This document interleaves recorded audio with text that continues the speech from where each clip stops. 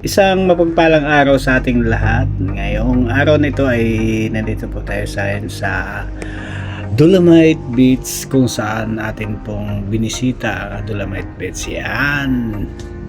Atin pong nandito yung mga basura na ang dami. Pagkatapos po yan ng bagyo. Ayan. Kasi po ito ang sentro at ito ang bagsakan ng mga basura kung saan ang mga basurang ito kung sa iba't ibang lugar ng galing. Ayan, sa dami pa naman yan. Buti na lang at mayroon pong tagalinis rito. Ayan, wala pa po ngayon kasi maaga pa. Ayan, tingnan natin, silipin natin na ang Dolomite Beach sa oras na ito. Ang oras ay 6:30 ng umaga. Ayan, ganda, no? Ganda sana ang beach na ito, kaya lang marami talagang basura pag katapos ng bagyo. Kaya katapos lang ng bagyong Nika. Ayan, at buti naman at sumikat na ang araw, ay ngayon nga ay medyo maganda na ang panahon. Ayan, at may paparating pa na naman na bagyo. Ayan, sumilip lang tayo dito at ayan, ating naratnan ay napakaraming basura. Napakarami talaga. At medyo okay na yung tubig dito, hindi na tulad dati na grabing itim. Ayan, o. Ngayon medyo maganda-ganda na yung tubig, medyo malinaw na.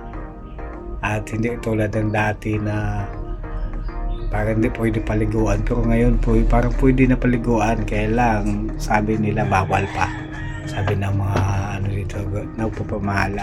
Ayan, yan yung kabaan ng Dolomite Beach. Ngayong oras nito ay kukunti pa lang tao, pero may kunti, napakaraming tao yan. So umaga pa lang, 6:30 pa lang ng umaga. Dumaan lang po ako rito at namasyal kasi naghatid ako ng estudyante ko dito sa Pasay. Ayan. Yan ngayon ang sitwasyon ngayon sa Dolomite Beach. Ayan. O yun, o, maraming volunteer na maglilinis. Ayan, o, napakarami nila. Ayan. Buti naman at mayroon talaga ano dito, nagme-maintain na maglilinis. Ayan. Ayan yung mga nakaputi na yan, mga volunteer. And then, mga volunteer na maglilinis dito sa Dolomite Beach. Ayan.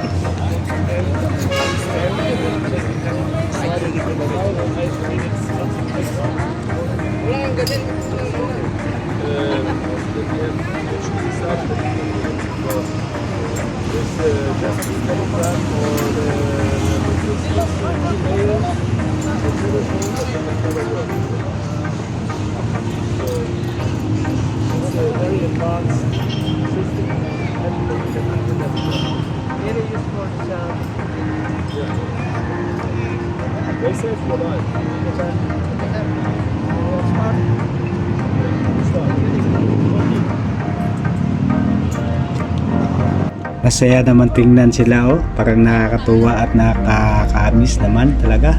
Ayan, oh. Napakasarap mamasyal pag malinis ang kapaligiran natin, di ba? Buti na lang at nandyan sila, handang maglingkod sa mamamayan natin at mapanatili yung Dolomite Beach na malinis para magiging enjoy ang mga tao sa pagkanilang pamamasyal dito sa Dolomite Beach. Ayan, o, mga foreigner pa niya ng mga nangunguna dyan. Ayan, o, mga foreigner pa. Ayan, napakasipag talaga nila. Ayan, alam na nila ang kanilang ginagawa tuwing pagkalipas ng bagyo meron po ng volunteer dyan ay ano kung tulad natin na pinababayaan lang, ayan, tulad na yun na minimintin talaga na kung merong dumi, linisin kagad para hindi tumambak ang mga dumi dyan. Ayan, shoutout sa mga lahat na naglilinis sa oras nito.